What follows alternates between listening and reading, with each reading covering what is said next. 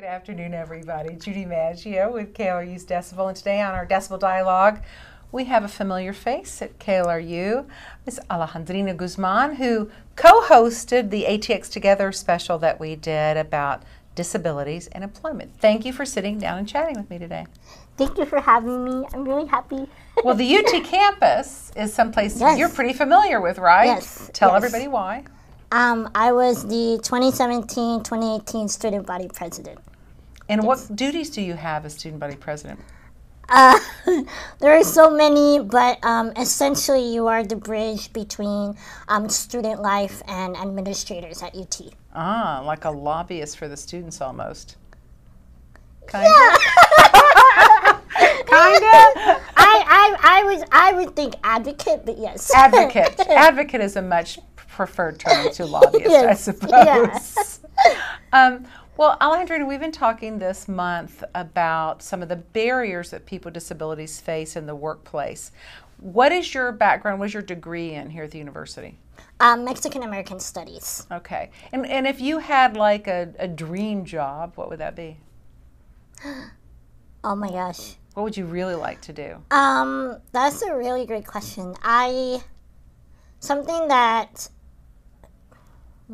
a great question.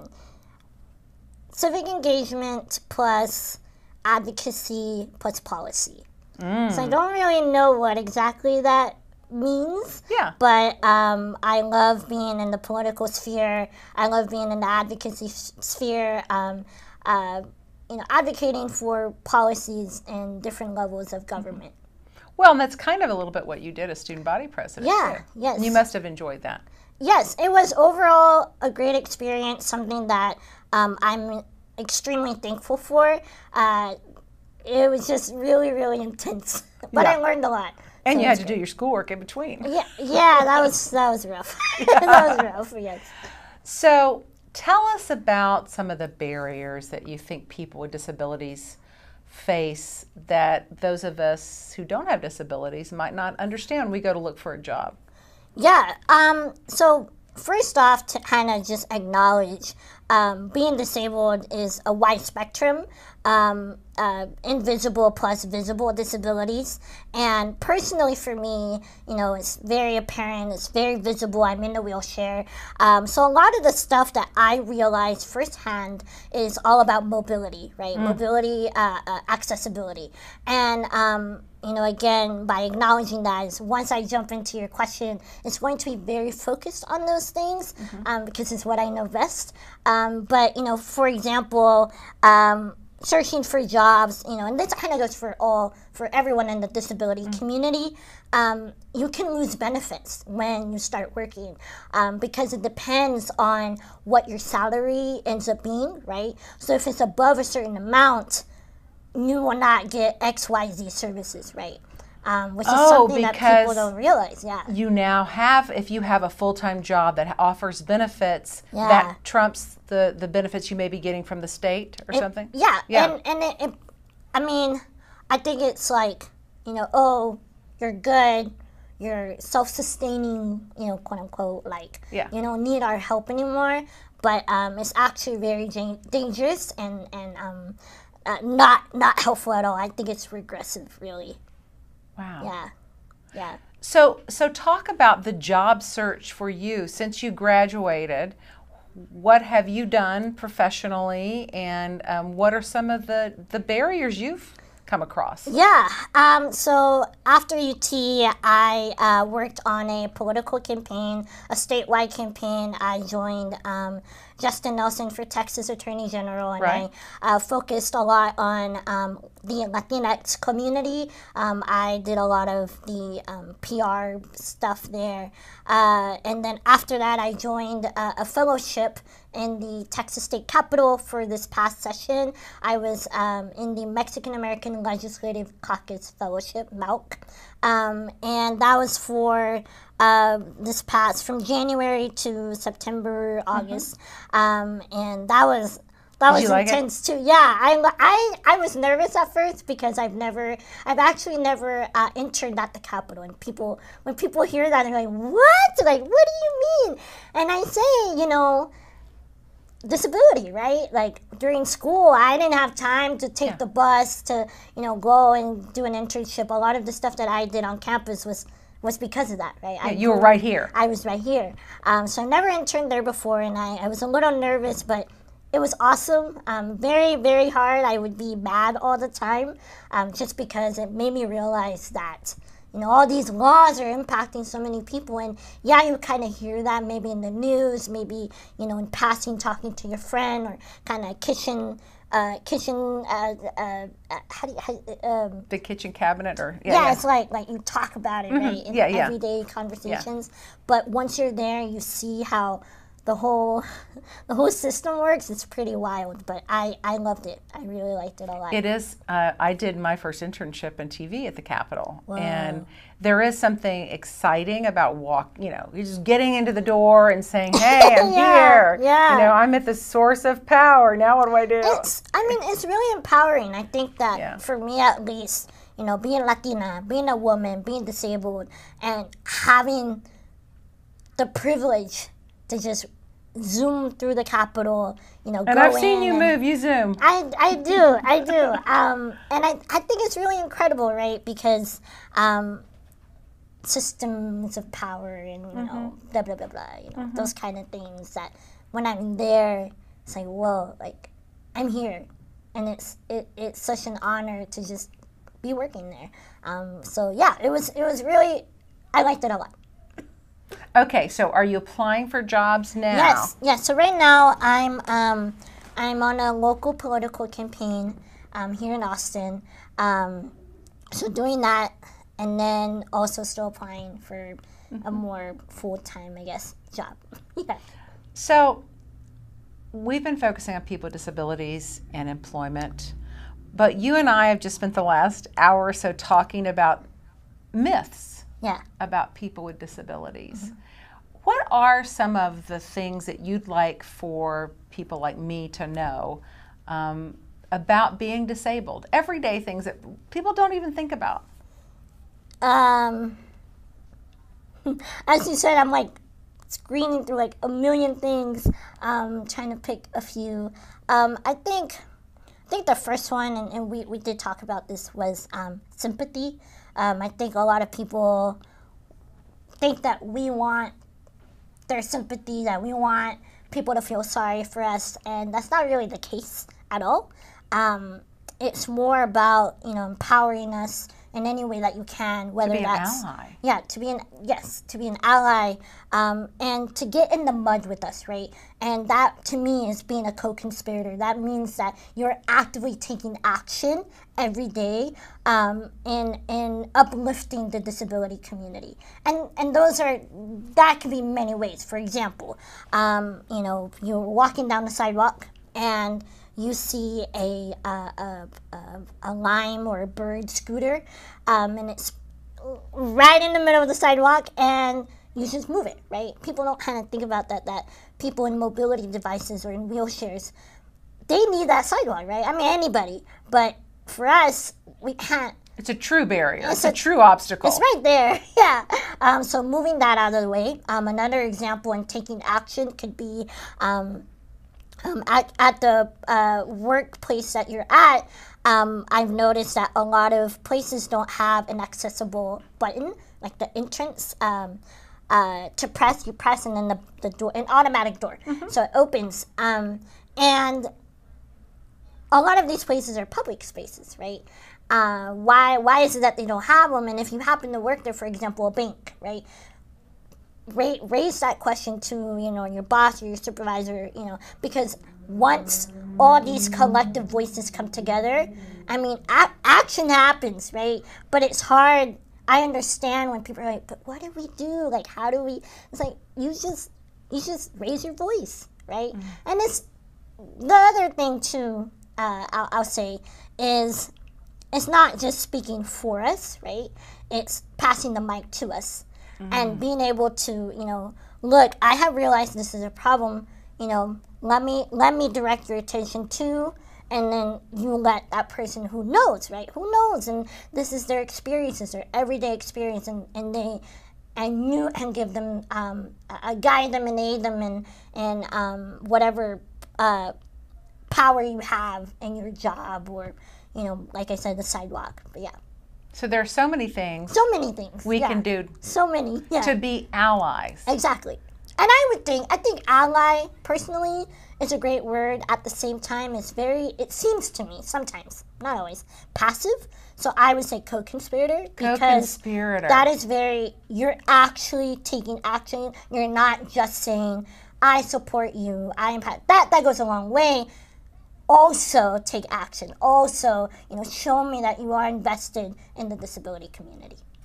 I think there are also a lot of misconceptions about the Americans with Disabilities Act, because people think, well, you know, we have this ADA, so that must solve all of your problems, Alejandrina, right? No, it does not. I think that's something that I honestly didn't realize until after UT.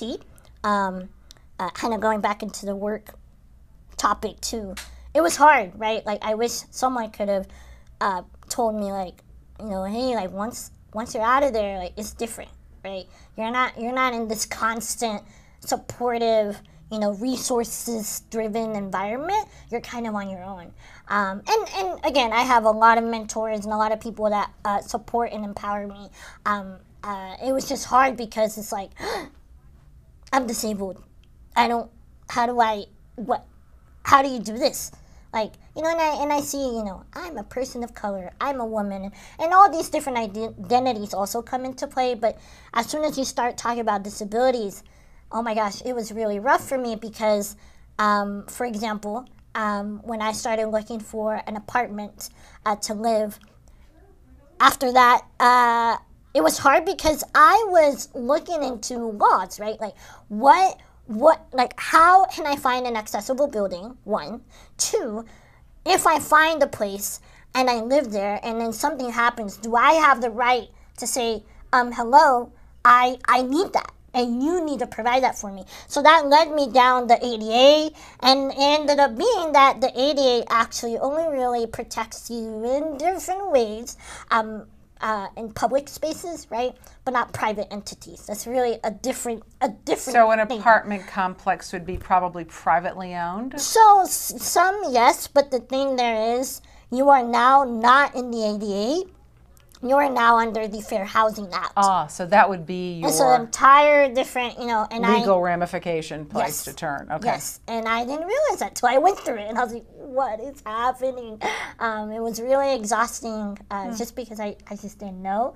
And so looking into it, we actually, the place that I found, we needed a ramp. And this is when I started digging into the laws and stuff. I contacted some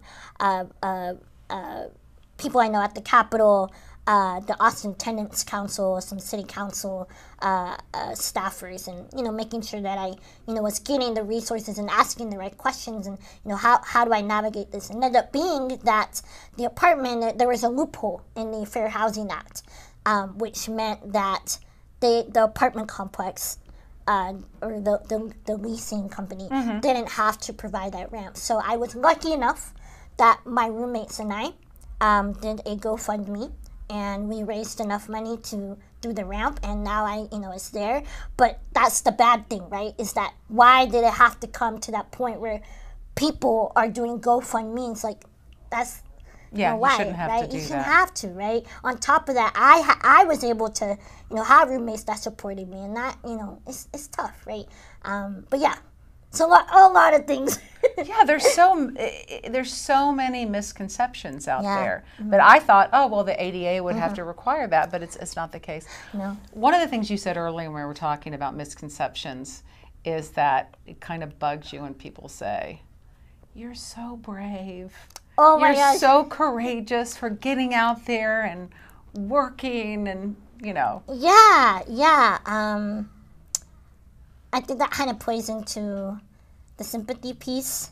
I understand, you know, when I try to be empathetic and be like, I know where you're coming from. I kind of understand what you're saying. But really, like, is it because you just see me as someone who's disabled that you're saying that? Or can you tell, like, do you know me? One, like Yeah. what have I, like, what do you mean? And I think that's kind of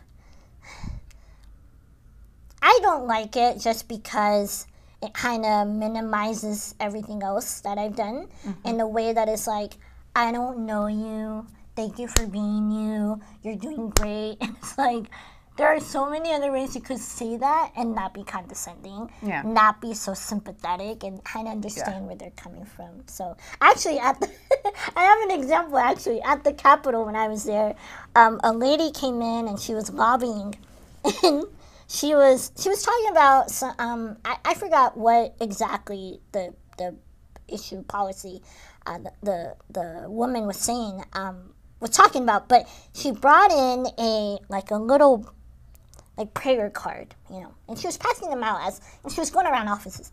She got to our office, and my desk is, you walk in or you go into the office, and right next to it is the other fellow in the office, and then across from her is me. So you don't really see me instantly. You just kind of have to turn and say, oh, I'm right there. And the lady started talking to the other fellow in the office, and she saw me, and she just stopped talking to her, came over to me, and was like, hi, I'm doing this and this. I was like, oh my gosh. And I was just, being polite, be respectful. And she says, I'm going to pray for you. And I didn't even have time to react to what was happening. And it was just like, I'm a staffer. I know what I'm doing. I'm learning, but in this case, it's like, I'm a staffer, I don't think you understand that, and it's just minimized everything, right? Yeah. So I think it's something important that people should think about before they say those things. Yeah. So as we close out, and I said our focus, and you were such a great co-host for our Disabilities and Employment Town Hall, what are some things you want employers to know about hiring someone with disabilities? Because I really think you've had some good insight on that. What would you like for people to know? There's so many. I think the biggest thing is, I always say this, invest in disabled people. And that can mean many different things. Maybe that's, there's a program okay, here's a solid one. Maybe there's a workshop coming up for employers in the company, and not just thinking about oh, this person can go, this person can't, but actively thinking who will be able to grow and learn from this if barriers weren't a thing, right? Because sometimes, it happens, right? You may, and you shouldn't think this, but it's like, oh, but I don't know if they're comfortable me asking, hey, would you be okay going into this? Or, oh, I don't know if, you kind of get queasy, right? You start to self-doubt on how you interact with disabled people or disabled employers, and that shouldn't be a reason why you don't even have that conversation in the first place. So really invest in disabled people, and hire them, right? I think a common thing that I keep hearing most recently is, where do we look? I don't know, disabled people, what? And it's like, we're out here. Yeah. We're here. I don't know what your employing recruitment style is, but there are many people that would, they take the chance, right? Just like anyone else.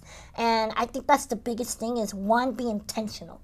Be very intentional in where you're looking to hire, who are you talking to, and intentional in the practices of that company or place of work.